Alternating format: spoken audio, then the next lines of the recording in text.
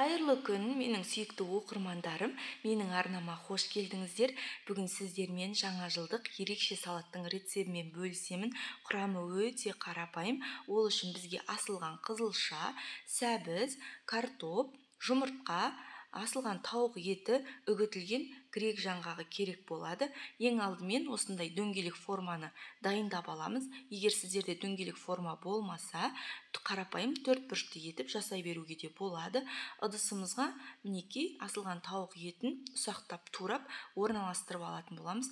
Біркелкі етіп орналастырып алғаннан кейін бетін майонезбен жабатын боламыз. Майонез осындай кондитерлік қапшыққа немесе өздеріңіздің қалауларыңыз бойынша қасықпен де жаға беруге болады. Мінекей енді үккіштен өткізілген сәбізді бір тегіс етіп төсеп алатын боламыз. Осылай әр көкөністі салған сайын шым-шым тұз салуды да ұмытпаймыз. Біркелкі етіп төсеп алғаннан кейін тұзды себеміз де, одан кейін бетін майонезбен көмкеретін боламыз. Мінекей осылай біздің процесіміз жалғаса береді. Одан кейін біз үккіштен өткізілген картопты салатын боламыз. Картоптың да бетін майонезбен жабатын боламыз.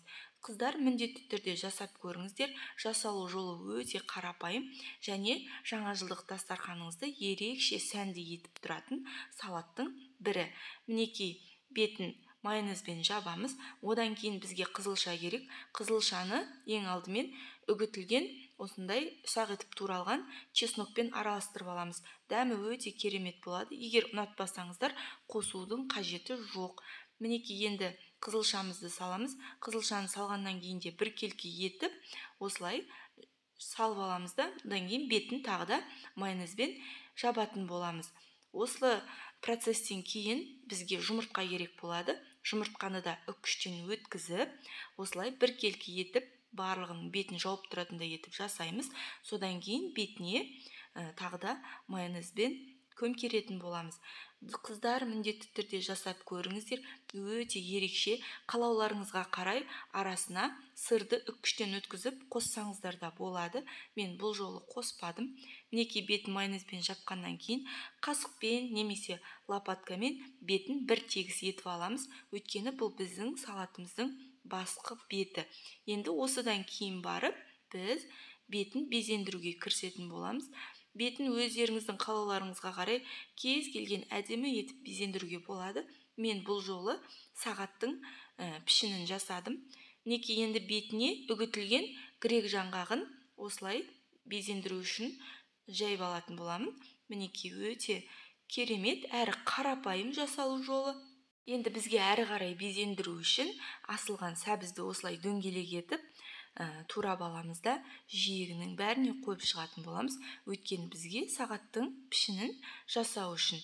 Қыздар, міндетті түрде жасап көріңіздер. Дәмі өте керемет және дастарханыңызға сән беріп тұрады. Мінекей енді осылай жасап алғаннан кейін бетіне майонезбен сағаттың уақыттарын қойып шығатын боламыз. Мінекей сәбізден сағаттың тілінде жасадық. Енді әрі қарай майонезбен қазір бетін әдемілеп шығатын боламыз.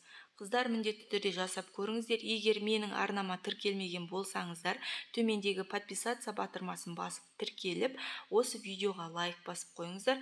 Міндетті түрде алда көптеген рецепттермен бөлісетін боламын. Маған қолдауларыңыз болсын. Егер жасап жатсаңыздар, менің өздеріңіздің инстаграм парақшаларыңызда мені белгілеуді де ұмытпаңыздар. Мінекей біздің салатымыз дайын болды. Өте керемет әрі ерекше. Инстаграм парақшам менің осы видеоның жоғарғы жағында жазылып тұр. Және де YouTube арнамада тіркелуді ұмытпаңыздар. Қазір кесіп арасын көрсететін боламын. Арасы сондай сочный болып тұр. Өте дәмді.